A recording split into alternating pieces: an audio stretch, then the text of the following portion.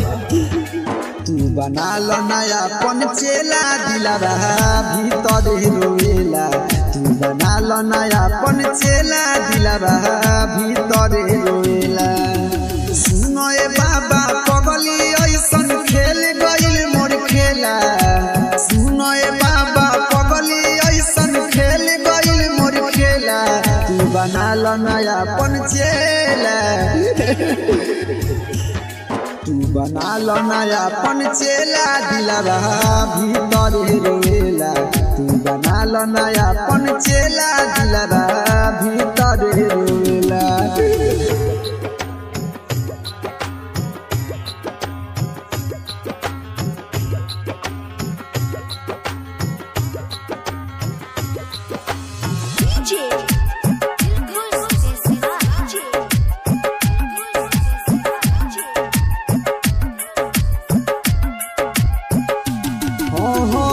जितना दिन ले पैसा रहे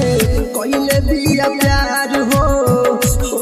गई खाली खाता भइल फरार हो हे बाबा बड़ा दुख हो जितना दिन ले पैसा रहे कइले बिया प्यार हो गई खाली खाता भइल फरार हो कहेलु गवा पागल हमके मारतावे ढेला कहेलु गवा पागल हमके मारतावे ढेला तू बनहलो नया पन चेला हे बाबा तू बनहलो नया पन चेला दिलवा भीतर रोएला तू बनहलो नया पन चेला दिलवा भीतर रोएला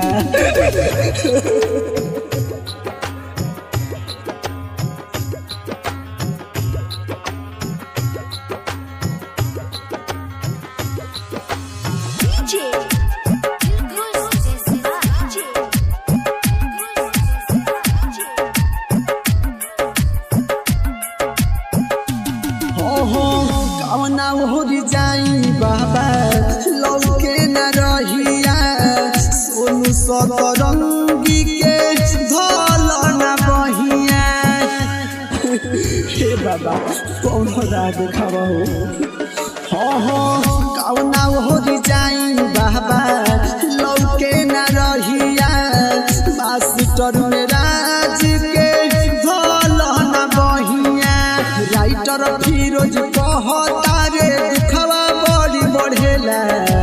राइटर फिरोज कहतारे दुखवा बड़ी बढ़ेला